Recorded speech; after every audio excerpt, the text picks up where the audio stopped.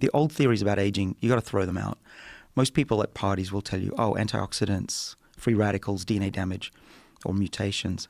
That is all, for the most part, incorrect. That antioxidants cause DNA damage? No, that's true. That it repairs DNA damage. Well, antioxidants have been a rather big failure in the aging field. But resveratrol is an antioxidant, correct? It's a mild antioxidant, but it doesn't work by being an antioxidant. Oh, what does it work? What is the pathway? It steps on the accelerator pedal of these sirtuin enzymes. Oh, okay. And so it's directly controlling the body's defenses against aging. So as we discussed it, or as people discussed it as an antioxidant, it was just a mild form of antioxidant, but it did so much more. Right. And we know this because if you create a yeast cell or a worm or a mouse and then you knock out the gene for the sirtuin, now resveratrol doesn't help the animal anymore. That's interesting because when people talk about wine, that's the one thing they say, the resveratrol is an antioxidant. It's really good for you. Yeah, this is one of those urban myths that never goes away and still fuels a billion-dollar industry. But what we're finding is that the molecules in plants, like resveratrol, first of all, that we think they're produced by plants because the plants are benefiting from the stress. We call it hormesis. A little bit of stress is good for you. What doesn't kill you makes you stronger, kind of thing. And hormesis was discovered about 60, 70 years ago when people were spraying herbicides on plants, and a little bit of herbicide actually made them stronger. And we think that these molecules in plants are similar. They make the plant stronger during times of stress. So if you stress a grape that's for wine making, you'll get great wine, but you'll also get a lot of resveratrol.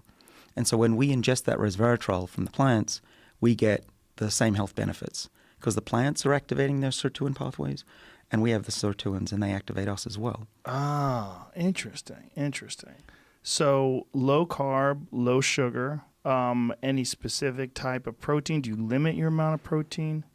Yeah, I mean, I enjoy eating mammals just as much as anybody, but I try to avoid them for two main reasons. One is that there's this TMAO molecule that seems to cause heart disease. TMAO. Yeah. Yeah.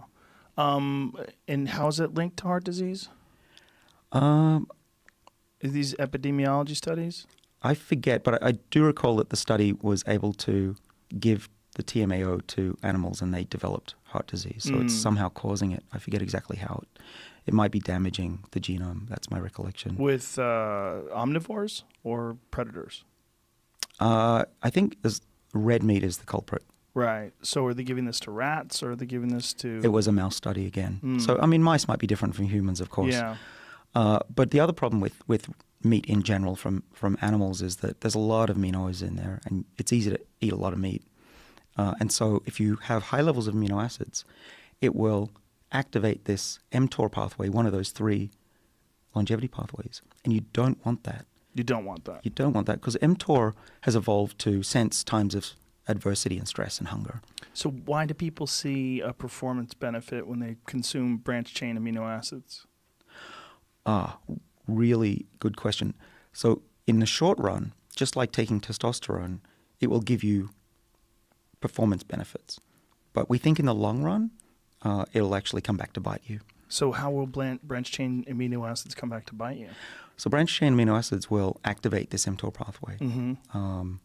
And when we do that in animals, we reduce their lifespan. So it's the opposite. You want to keep those levels low.